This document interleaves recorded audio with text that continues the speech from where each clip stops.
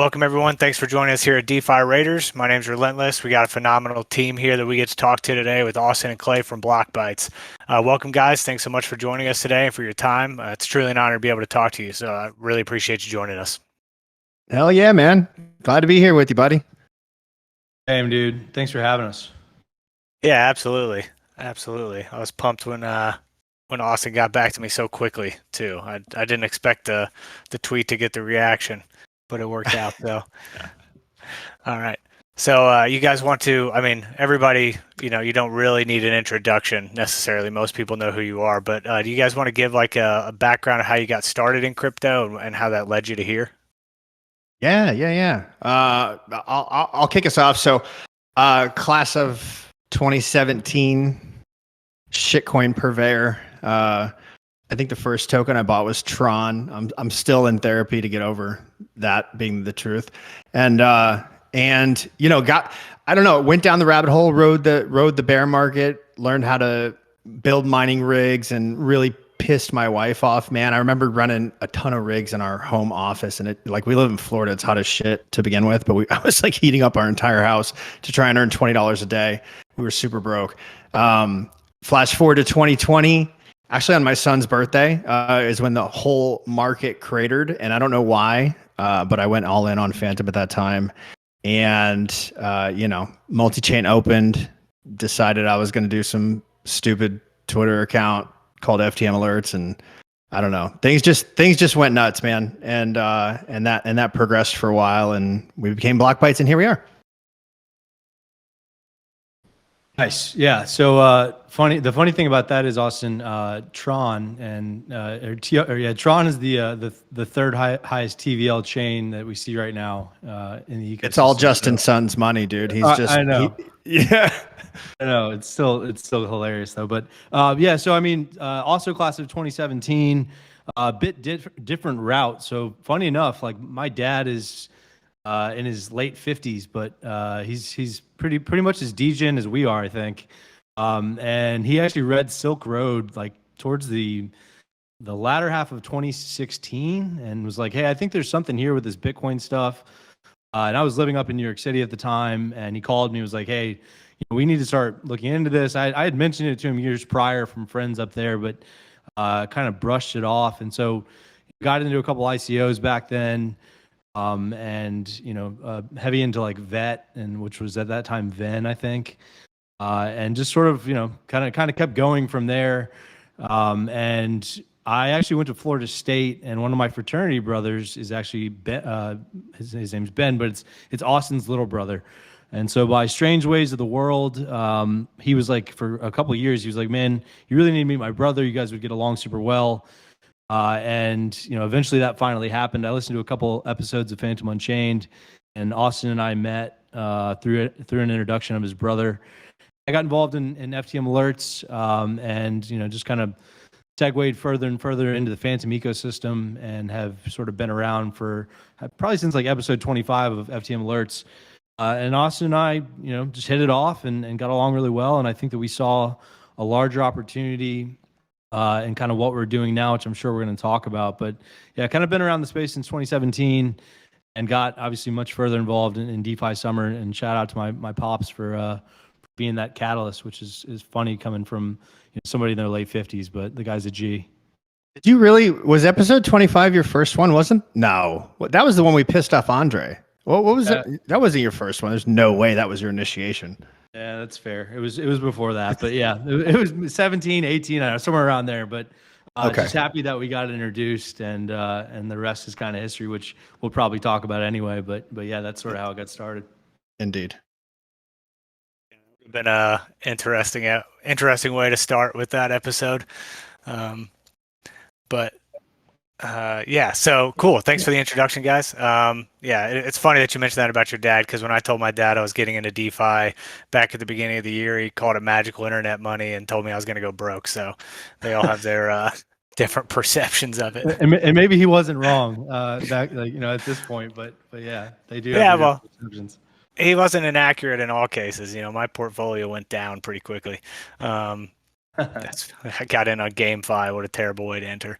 But so anyways, so with that, with you guys transitioning from Phantom Alerts, what was the team realization that made you guys want to go cross chain, or made you realize that you needed to go cross chain? I mean, You wanna Austin, take why this don't one, you Clay? take that? Okay. I mean, yeah, take it first. Yeah, so let's dig into that a little bit. There's a lot to unpack there, man. So like over the last couple of years, like I got super close to the Phantom guys. As people, absolutely love them to death. They're very, very smart, capable folks.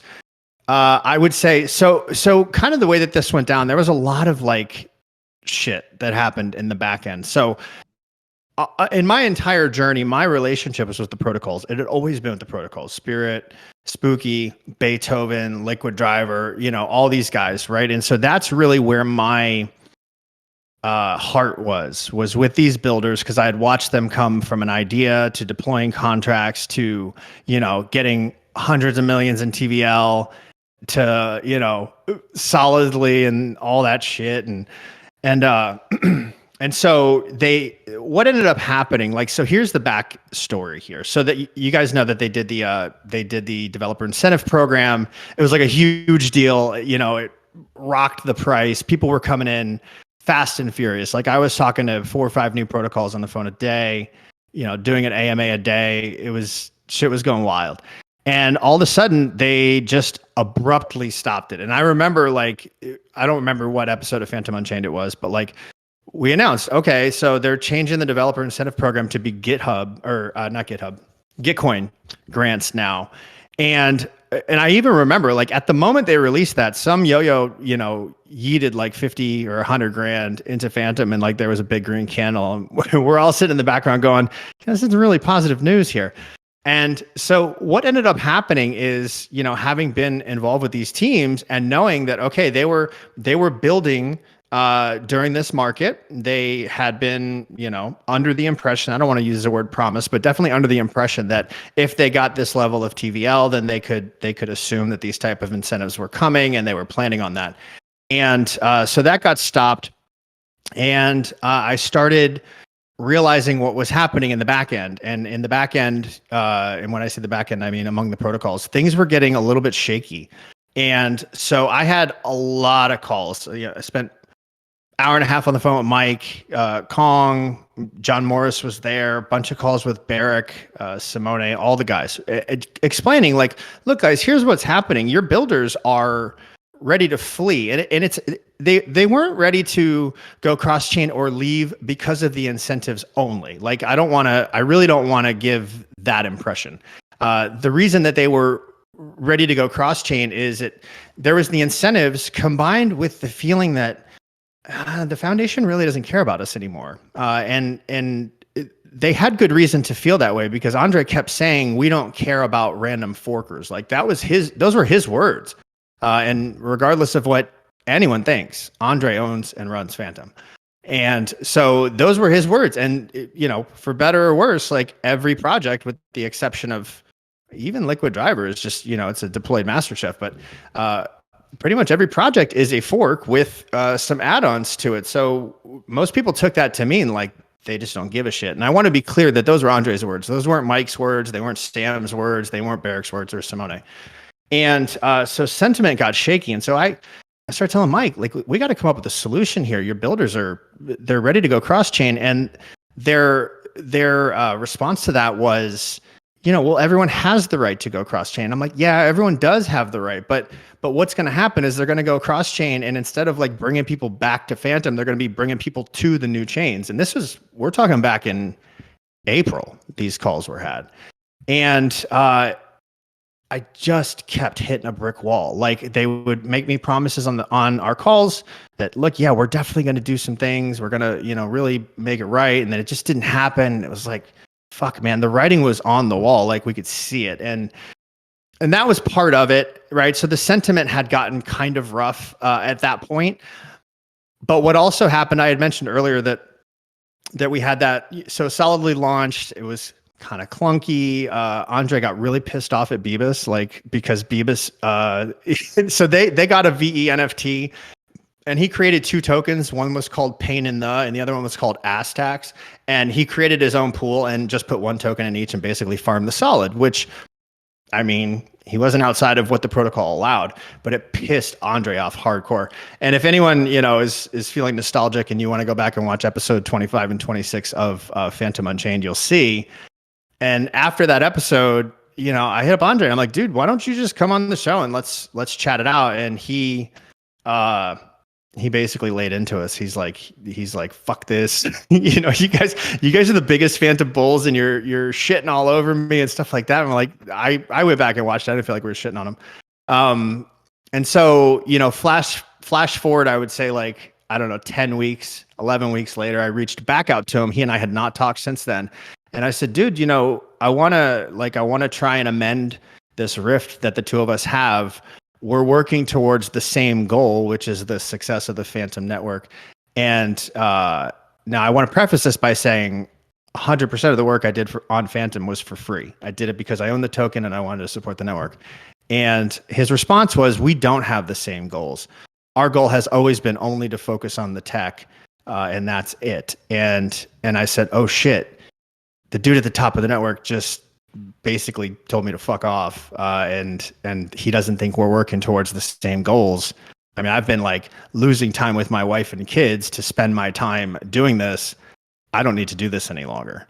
And so that's when my heart went out. That's when I was like, and we continued to do it for another 15 weeks because we didn't want to like straight up abandon, the Phantom community. We didn't want to like come out and explain like, there was a lot of shit that kind of hit the fan on the back end for a while there that a lot of people just don't know about. And so that was kind of how all that went down. And for a while, Clay was like, okay, we got to do this cross chain thing. We got to figure out how we're going to open this up and be sensitive to, the people that have been following along with FTM alerts for so long. And it was like a really delicate dance that it took, to get us to this point. But I'm really, really proud of the work that everyone's done and the fact that we're all still here. All right, I'm done. I would like, so my perspective is far more is far more from a business oriented standpoint, which is I believe that the DeFi landscape is going to be cross chain regardless. And we're seeing that with, all of the largest protocols are now, most of them are now on multiple chains, 3, 4, 5, 6, 7 chains. And I felt like this expansion was inevitable for for the right reasons and for the business itself, which has now become BlockBytes. And I came from a traditional media background, so I worked at Yahoo and Comcast NBC, and I'd always sort of been on the media side of the business. That's basically what we're running, right? Is a media company.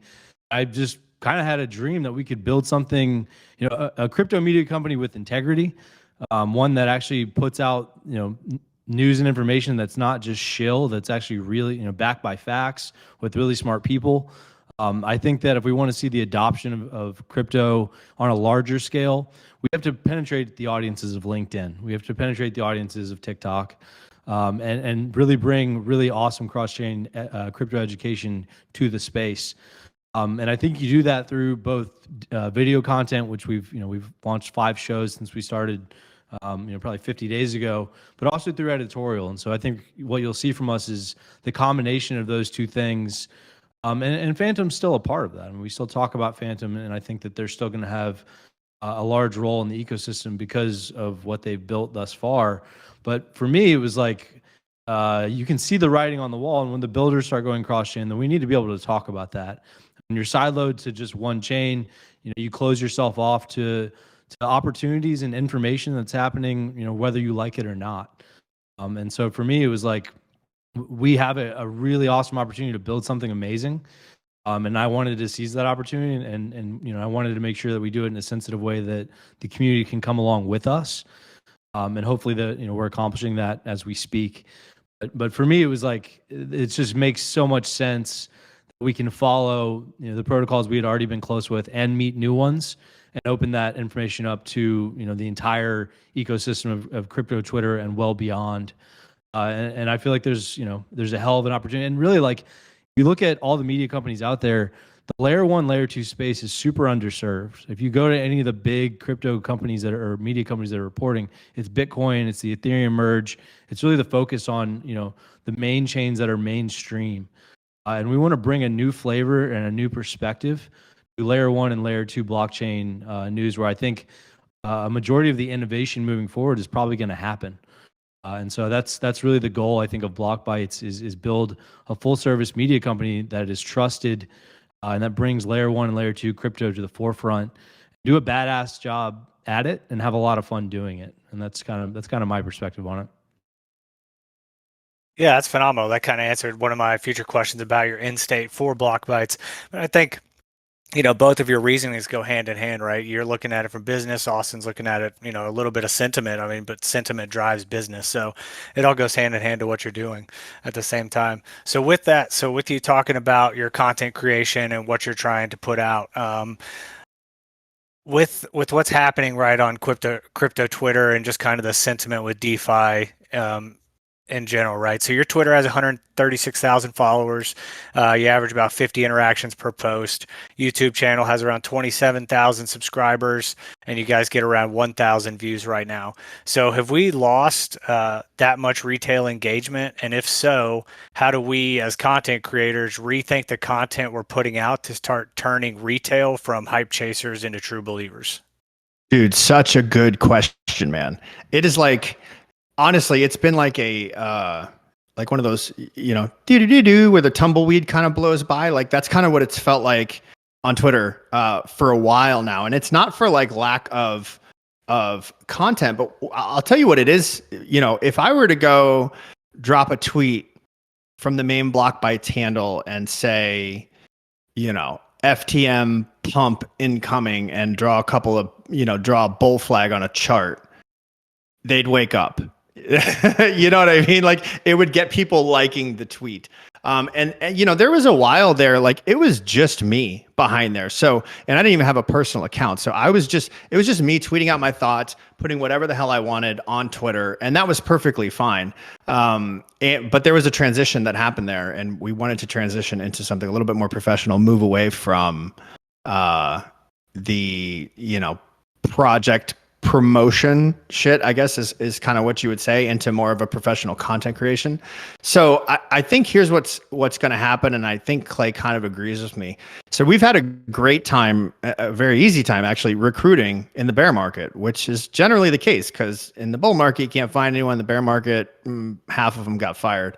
And so we have come across some incredible people that are now a part of our company working with us. And we are going to just blitz content. Like you should be getting a show a day out of us, if not more.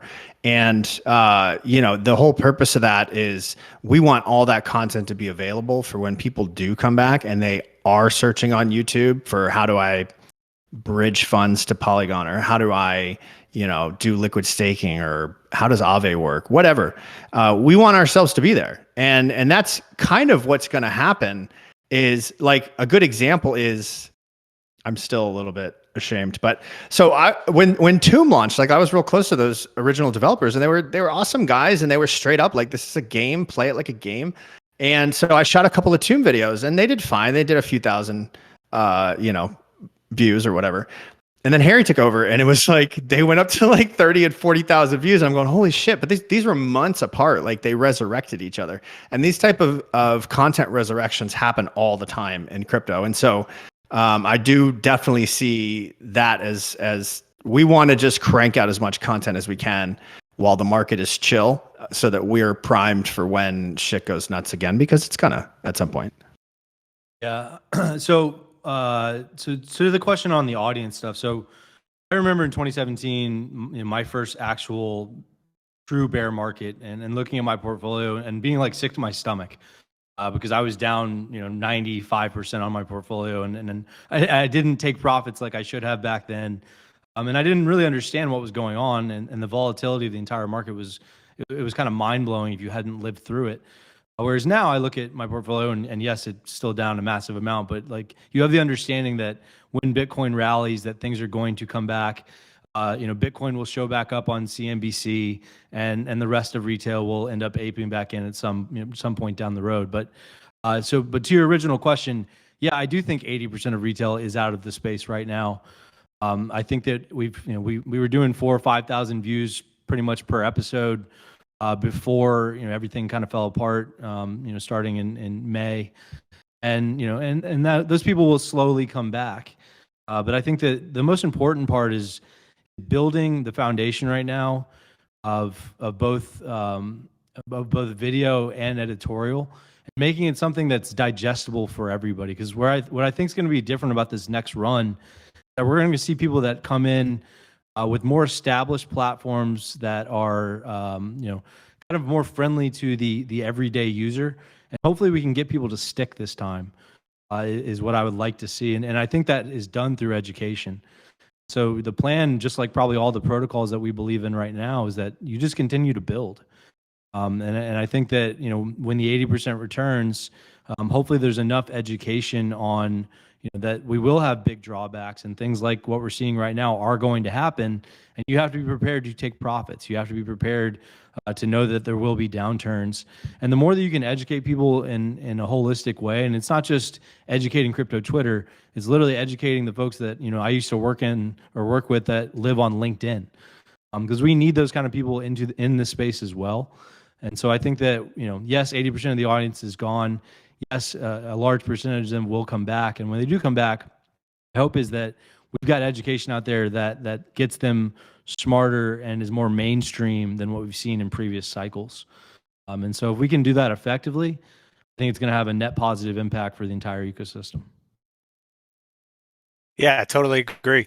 That was one of the things, when I first came in, I've had a couple people, because I've only been in for like a year, right? People are saying, oh man, I can't imagine trying to come into DeFi at the beginning of this year with everything that was happening. One of the things that I was looking for originally was like, where can I go to like actually learn about what I'm doing? I was learning through trial and error, which is, tough way to learn in this place.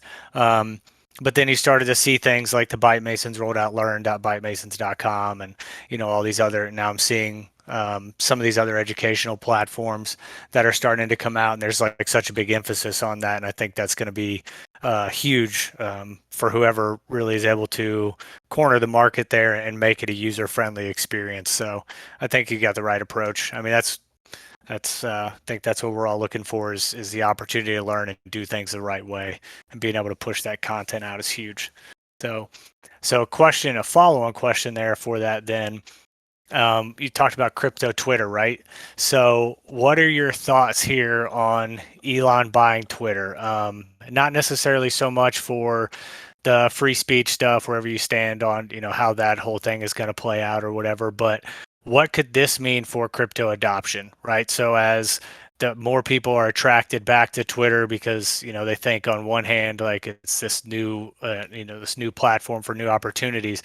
Do you think that him buying Twitter in any way with his view of crypto and, him being a crypto investor himself and Dogechain and all that stuff, or Dogecoin, not Dogechain, but do you think that's going to help bring the mass use back to Twitter and help drive discussion about blockchain technology and its role?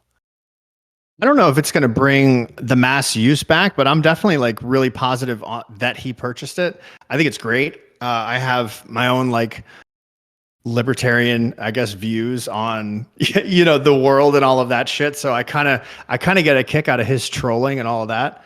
But I mean, you could look at the Doge chart over the last couple of days to see, okay, something went down and it caused a frenzy. And so it's almost like, the volcano's bubbling under the surface is just waiting for something to kick it off. I don't know that Elon's going to be the thing to kick it off, but I think there's enough.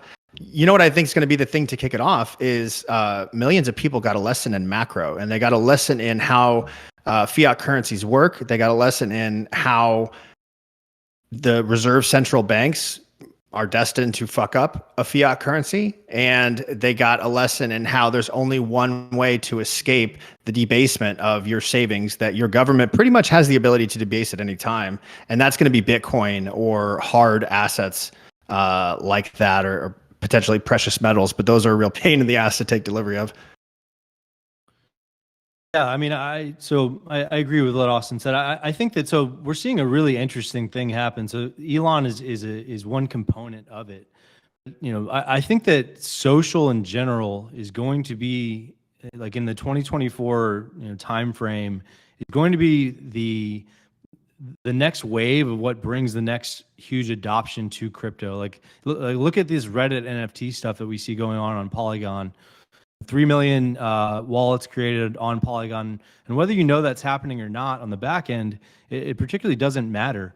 But these huge social platforms are enabling, either NFT implementations or, to your point on the Doge thing, it'd be interesting to see if Elon comes up with a way that, Twitter has a wallet and you can make crypto payments through that wallet, which I could certainly see being a thing, given Elon's stance on crypto in general. So I think that what we're going to see ultimately is that these social platforms end up being a feeder system into the crypto Web3 and NFT space long term.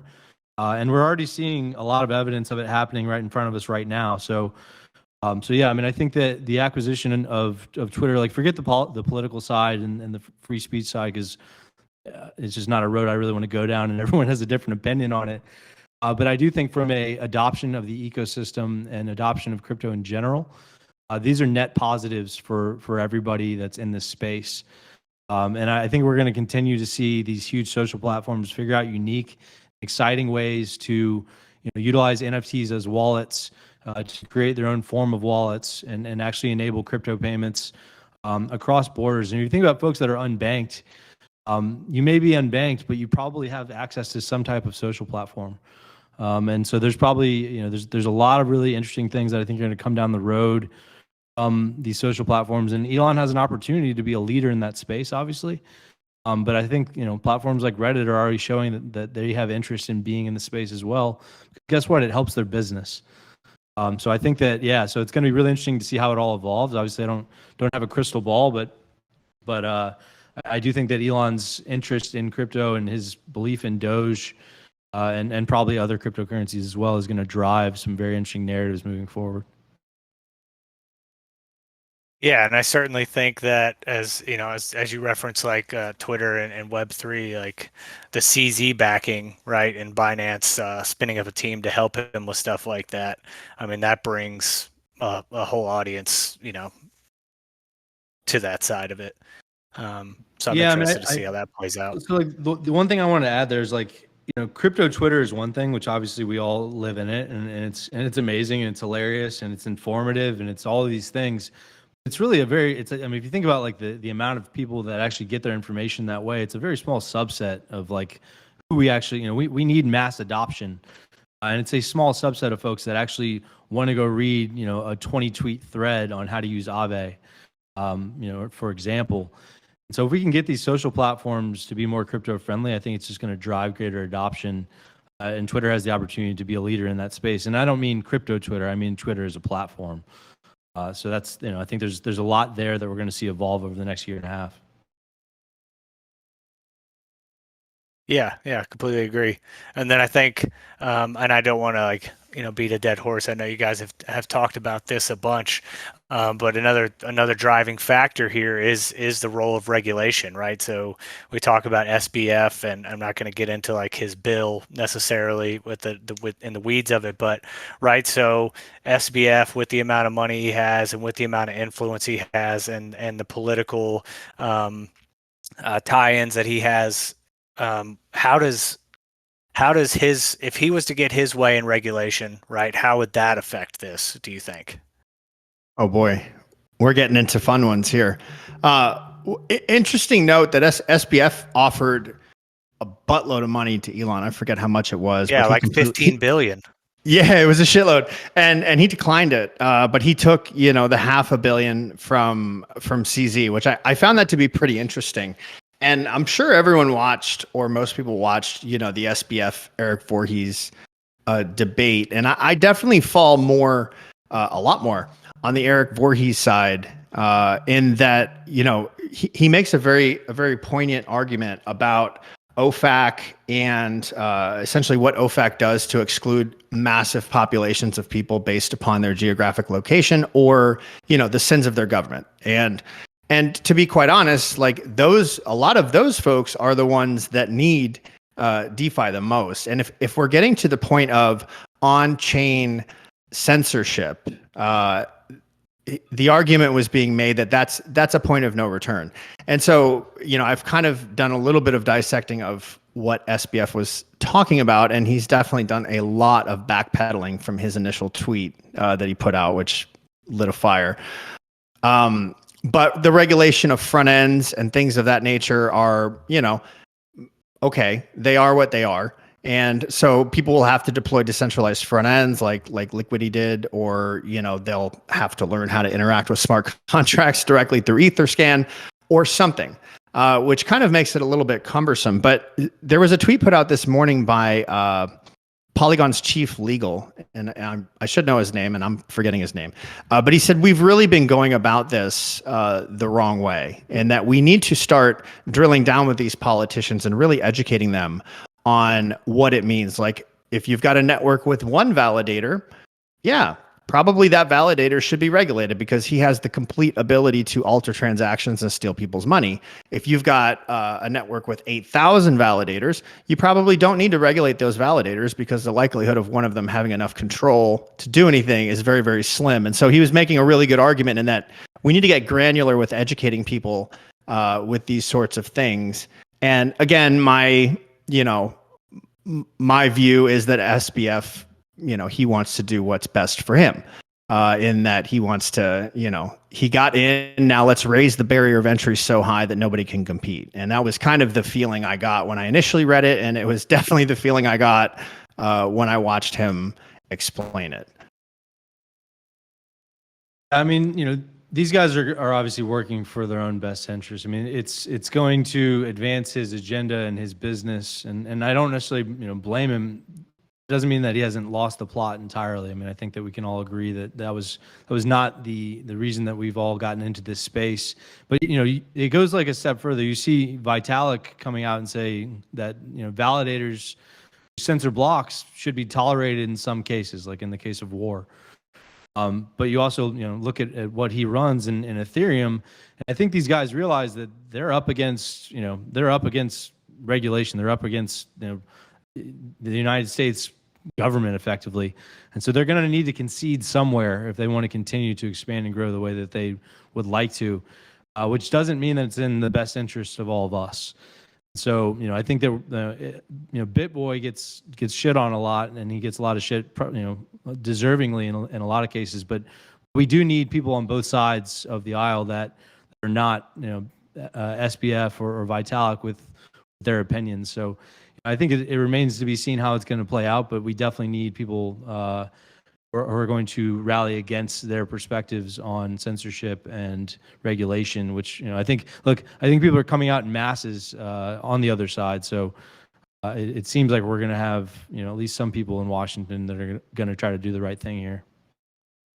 And the good news really, just to tag onto this is like, there's been quite a few notable cases recently where, whether it be corporations or governments, have come out with policies that were just shit, and people have had the ability to rally, and much to their credit, they reversed course, like they did an about face on a lot of this stuff. I mean, the one that's really coming to mind is I'm going to screw it up, but it was the Ministry of Truth, or like the Truth Bureau that the Biden administration was trying to create, and like people went apeshit over that, and I think they canned it, to be perfectly honest.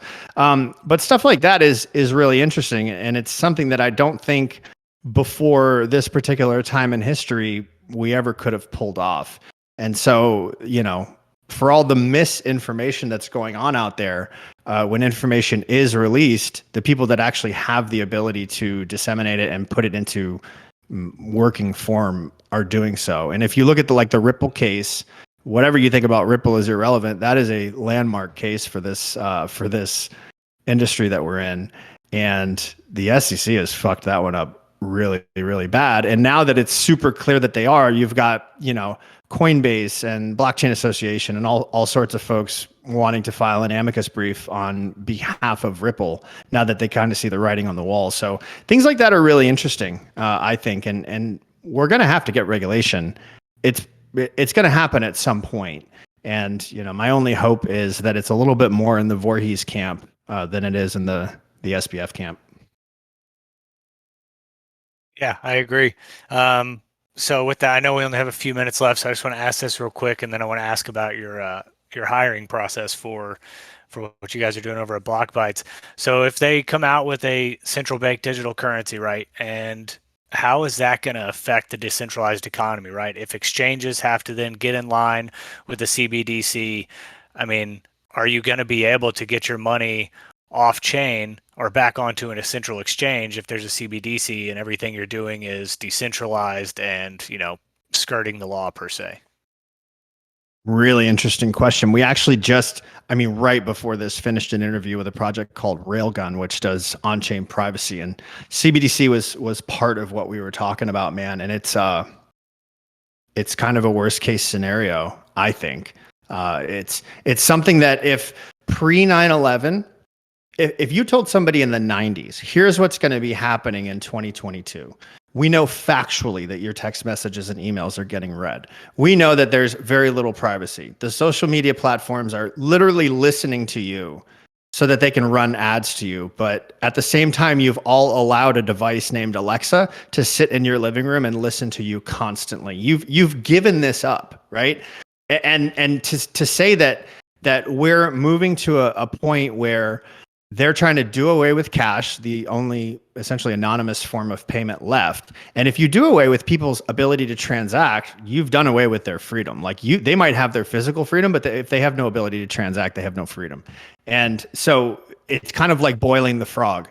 They have slowly but surely boiled the frog to the point to where like a shitload of this world is willing to accept this. And that's not okay, in my opinion. And it's not okay to say only criminals need privacy. It's not okay to implement social credit scores. It's not okay to give one or a group of people the ability to literally turn you off if they don't like what's coming out of your mouth or what you're posting on social media. But that is the direction we're heading. And so, the encouragement there is that people can band together these days and fight against that shit. And I sure as hell hope they do. CBDC is probably one of the worst things that could happen. But there are many countries moving in that direction. Yeah, I don't think I have to go too much further on that. I mean, honestly, if CDBCs don't scare the hell out of you, then you're really not paying attention. We don't have them right now, and if you look at like the trucker convoy, regardless of how you feel about the vaccine or any of that stuff, it doesn't matter. But the Emergency Act Canada, they froze bank accounts, they froze all crypto assets, they froze transfers of all the platforms that were allowed you to transfer money around, and that's before we have a CDBC. So what do you think is going to happen, when they actually have true control of where your money is spent or goes? I mean, it's a frightening future, and then lace in things like. Just the entire future of what that holds is very, very ominous in my opinion. So, I'm not sure what we do about it, but it's definitely a frightening thought for me personally. And then you lace in social credit scores and all these sort of things. It's really it's a dark path. And we did just talk to Railgun, and I would encourage everybody to go listen to that talk, because the stuff they're doing around privacy and security is huge, and getting support for projects like that, I think, is going to be pivotal moving forward. But just a fascinating conversation with those guys, because they're all doxxed, even in light of of some of the stuff that's happened with Tornado Cash and et cetera. This is a full team of doxxed developers and marketing folks and everybody fighting for privacy in this space. So it's it's a pretty awesome project that they've got going. And it's really sort of the antithesis to CDBCs. CBDC, central bank digital currencies. Sorry, Clay, I have to rag on him because he keeps doing it. Fair. I know what you meant, Clay. All right, man. Yeah, it's interesting. If you're familiar with the show Black Mirror, you can go back and watch that episode where they institute the social credit score, and it's kind of like a play on that. And they have a controlled currency in there, and it gets kind of crazy. Um, so that's the first thing I thought of when I started hearing about that stuff. So last question. I know we're running out of time here. I just want to make sure you guys get a chance to put this out. I know you guys ran a thing where you were doing submit a video for people to be able to earn the opportunity to have a show through you guys. I just want to see how that's going. Are you guys still hiring? And then what kind of prior experience are you looking for within that? Yeah, Clay, you want to take that one, buddy? Sure. Yeah. So I mean, we want great content creators, and it's actually it's hard to find folks that want to get on camera. But we wanted to open up sort of just to the community and say, put forward put your best foot forward, submit, a video of yourself and why you'd like to be on a show and what you'd like to talk about.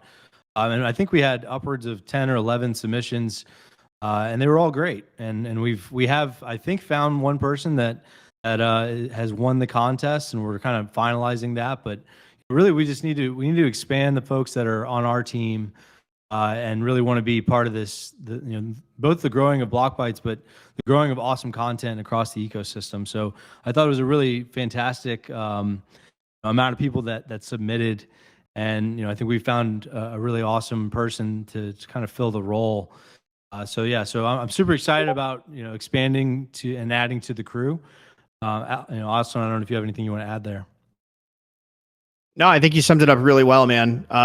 Creating content in the public space is really hard. Like, you have to be ready to be criticized. You have to be ready to look like a fool on camera, because it's gonna happen. And it takes a lot of balls, and you've got to have at least some form of your own self-esteem to be able to do that. And so it's difficult. And I completely understand why people would have a hard time with it. And so we are like really searching for people that are open to that are awesome content creators. We're working on a number of new shows. Like, we're gonna have an NFT show coming out soon with James from NFTs. We have a call at 2. Is it at 2? I think it's at 2 today. With we're working on Beavis and Double Sharp to get them their own show. Trying to kind of suss out how we can make it a really interesting show, but also fun at the same time. And so it's difficult to find people that want to create content. But I will tell you that we have found a hell of a good crew, and I feel like we're gonna have some of the best content in the space here really soon. Plus, editorials coming like in less than a week. We're going to be launching the new website, which will have all the old Learn stuff on it and new editorial stuff coming out. Hey, so there's one more thing that I want to address. So, like, when we made the switch from BlockBytes from FTM alerts, a lot of the Phantom communities, like, you're leaving us behind. I think there's just a lot of misinformation about why we made the decision that we did to go cross chain, and sort of how we feel about Phantom. So I have not had a chance to personally go on the record and say that I still believe in Phantom as a chain.